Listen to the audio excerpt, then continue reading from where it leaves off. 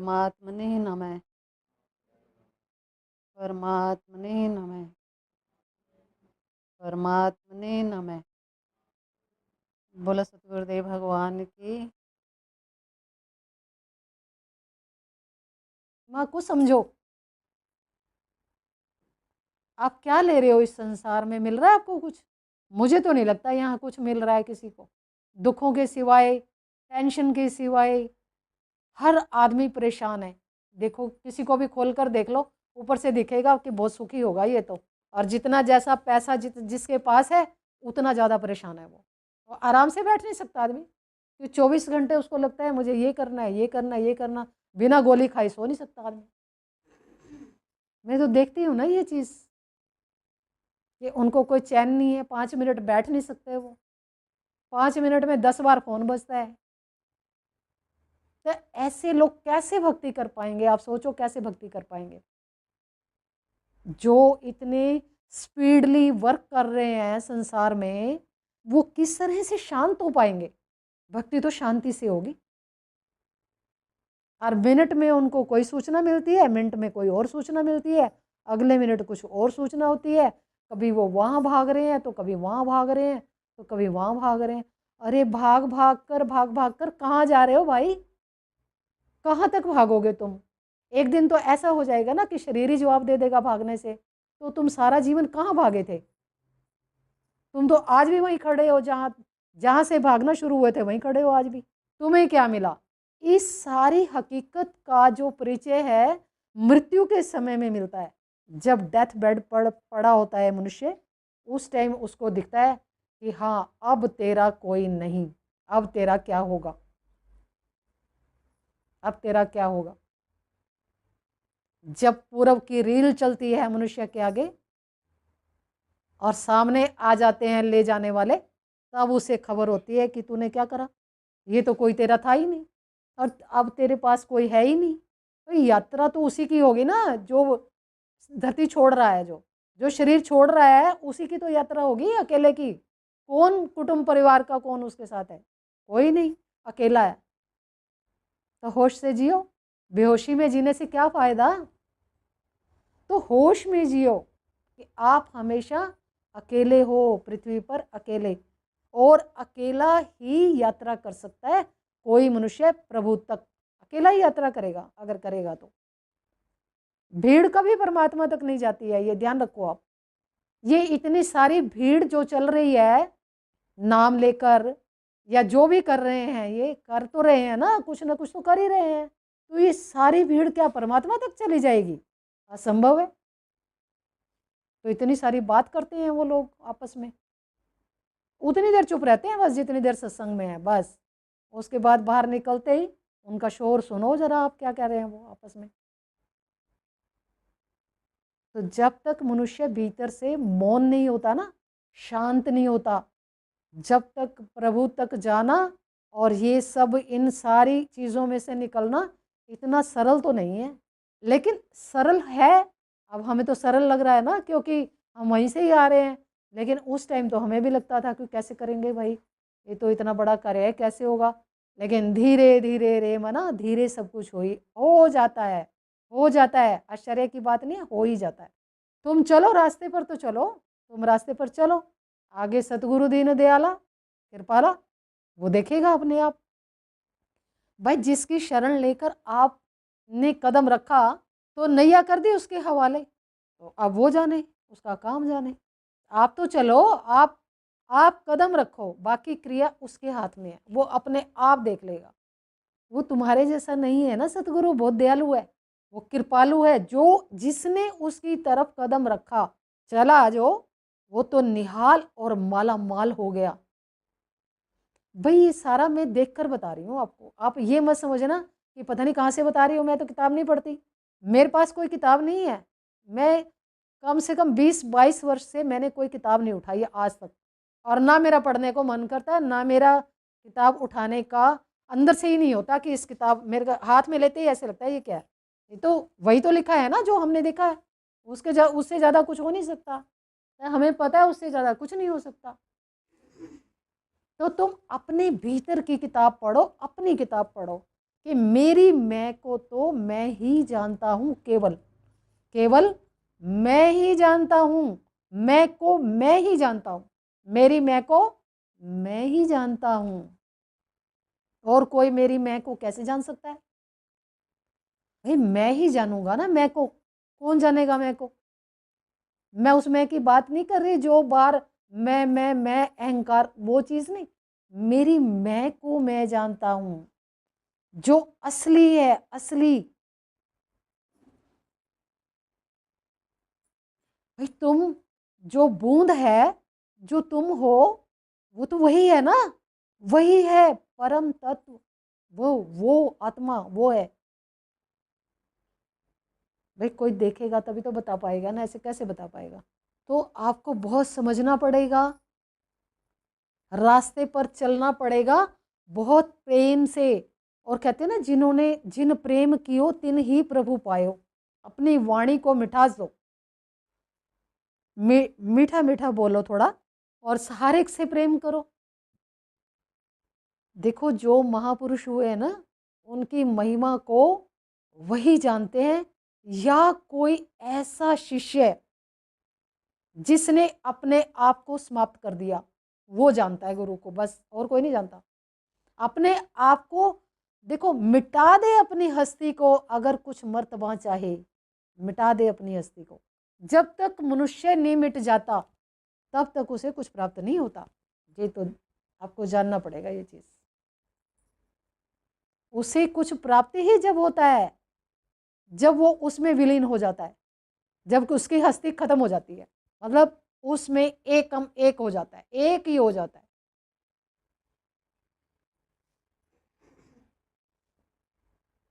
और ये सारा गुरु कृपा से ही तो चलता है, मनुष्य कहाँ कर लेगा? ये चलती है शब्द की कृपा, सतगुरु की कृपा चलती है। उसी की कृपा से, उसी की कृपा से आप अपने आप को जान पाते हो कि मैं कौन हूं, मैं क्या हूं, मैं कौन हूं। ये वाला थोड़ी हूं मैं जो बाहर ओढ़ कर बैठा हूं अपने आप को, ये तो मैं हूं नहीं।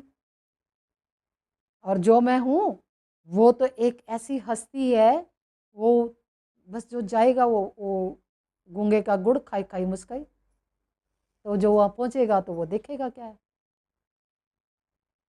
इतना तो जान लो कि शरीर तो तुम हो ही नहीं, शरीर नहीं हो तुम। और वो ऐसी चीज है, उसे शब्दों में कभी भी बताया ही नहीं जा सकता, इसीलिए चुप हो जाते हैं सब, मौन हो जाते हैं, कोई क्या बताएगा। तो अपने आप को जानने के लिए आपको सतगुरु की शरणागति होना होगा। जब आपकी 24 घंटे नजर अपने लक्ष्य पर है ना, जब 24 घंटे आपकी नजर अपने लक्ष्य पर है, तो लक्ष्य तो कोई दूर नहीं, कोई दूर नहीं।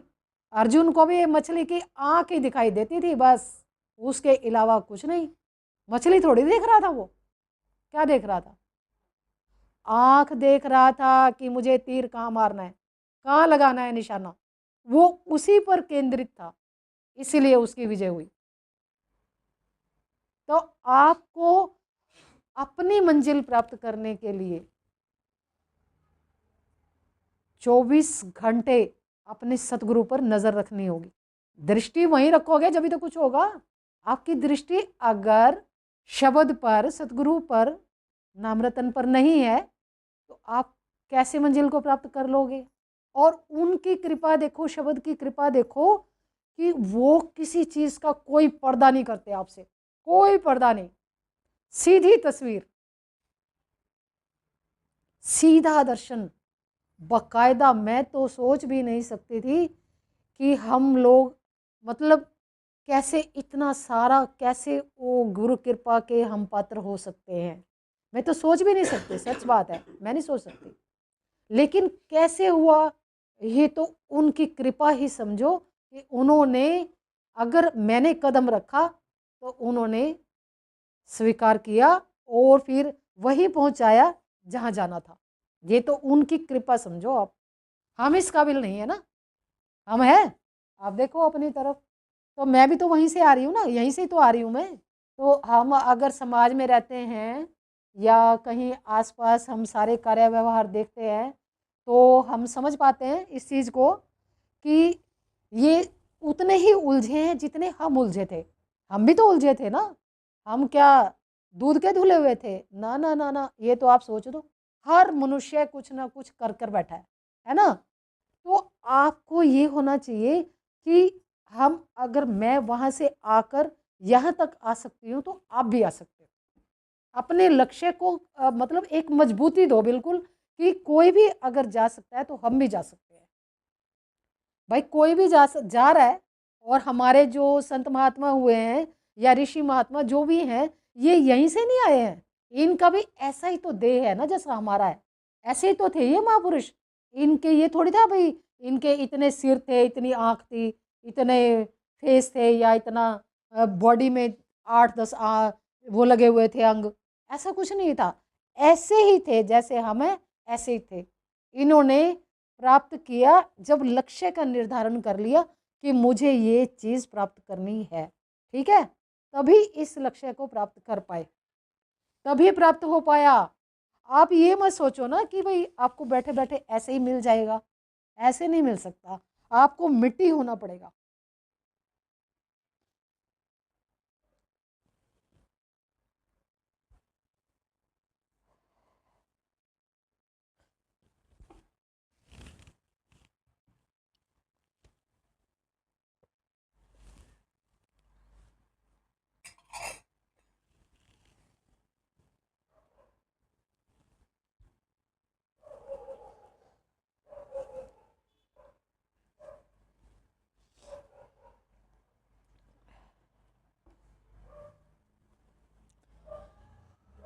तो समझ में आ रहा है कुछ?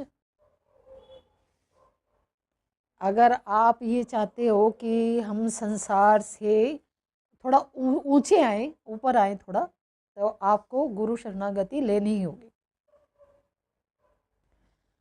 और मैं तो आपको यहाँ तक कहती हूँ कि ये एक ऐसी गुरु कृपा है कि आपको शब्द मिल जाए, ये नाम रतन मिल जाए और आप संसार में रहते हुए अगर आपकी दृष्टि उस पर है तो देर सवेर आपके कल्याण को कोई नहीं रोक सकता। ये जो धारा शून्य से बह रही है, जो धारा शून्य से बह रही है, तो आप शून्य से ही तो आ रहे हो, आप वहीं से आ रहे हो ना, आप एक बहाव से उतरे हो। तो आपको देह जो दिया गया वो इसलिए दिया गया कि आप स्वयं को जानो। और ये प्रकृति में यहाँ जन्म देने का आपको लगता है कि जन्म हुआ, लेकिन आप यात्रा करो तब आपको पता चले कि आप कैसे कहाँ से कैसे आप आए और फिर कैसे आप यहाँ जगत में आपने इतना भ्रमण किया, इतने सारे जन्म लिए आपने, करोड़ों जन्म लिए, क्यों लिए भाई? इसका कोई तो अर्थ होगा ना।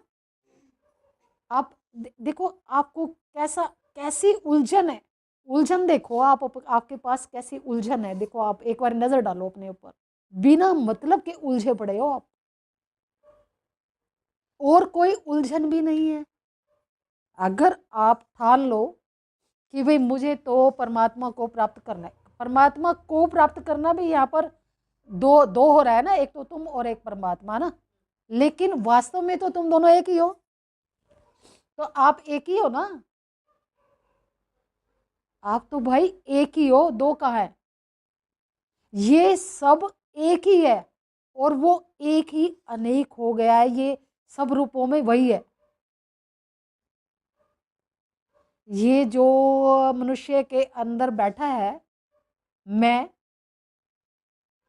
ये जो बैठा है मनुष्य के अंदर, ये वही तो है, वही तत्व है, वही बैठा है, वो वही है, वही है भाई। तू आंख खोलेगा जब तो तुझे पता चलेगा। अब तू तो आंख खोल कर बाहर देख रहा है, संसार को देख रहा।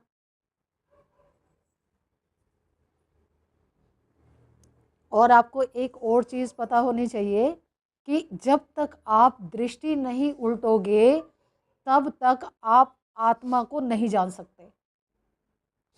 मूलाधार से सहस्त्रार तक जाने के लिए आप गोविंद दर्शन करते हो, और आप हृदय गुफा में जब जाते हो चैतन्य का दर्शन करते हो, अपने उस चेतना के सूक्ष्मतम रूप का, जिसने पूरे जगत की, पूरे सारे सारे ब्रह्मांडों की रचना कर डाली, वो चेतना, उसके सूक्ष्मतम रूप का दर्शन करते हो। कौन करता है दर्शन? शरीर, ये तो बाहर बैठा है। तो गुफा में कौन गया था? ये मैं आगे बताऊंगी, साक्षी और उसके आगे की सारी। लेकिन फिलहाल जो यहाँ तक की बात है कि ये जो नाम है, इस पर आप विशेष ध्यान दो। ये सतनाम, सत्य नाम, नाम रतन, ये एक ही चीज़ है। इस पर ध्यान दो और जहाँ तक हो सके इसके हो जाओ, क्योंकि जगत में आपको कुछ नहीं मिलेगा। लास्ट स्टेज पर जब आप मृत्युशैया पर होंगे तो क्वेश्चन मार्क आपके सामने होगा, क्वेश्चन मार्क, कि यहाँ आकर अगर 60 70 80 100 वर्ष आप जिए तो अब आपके पास क्या है, वहाँ क्वेश्चन मार्क लगेगा अगर आपने भक्ति नहीं की तो।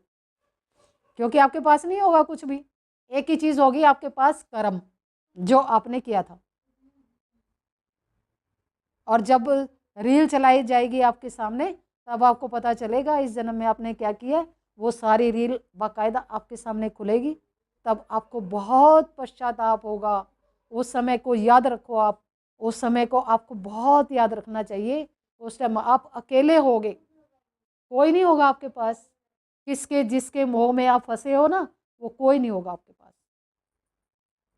हालांकि सब ये एक ही है, तत्वातीत तत्व, वो मतलब एक ही है आत्मा, लेकिन जहां तक मनुष्य की बात है वो उस अपने स्वरूप को उसे जान लेना चाहिए, तो आप सारे संकटों से बाहर निकल जाओगे, बाहर निकल जाओगे बाहर। तो उस रस का पान करोगे जो आप हो।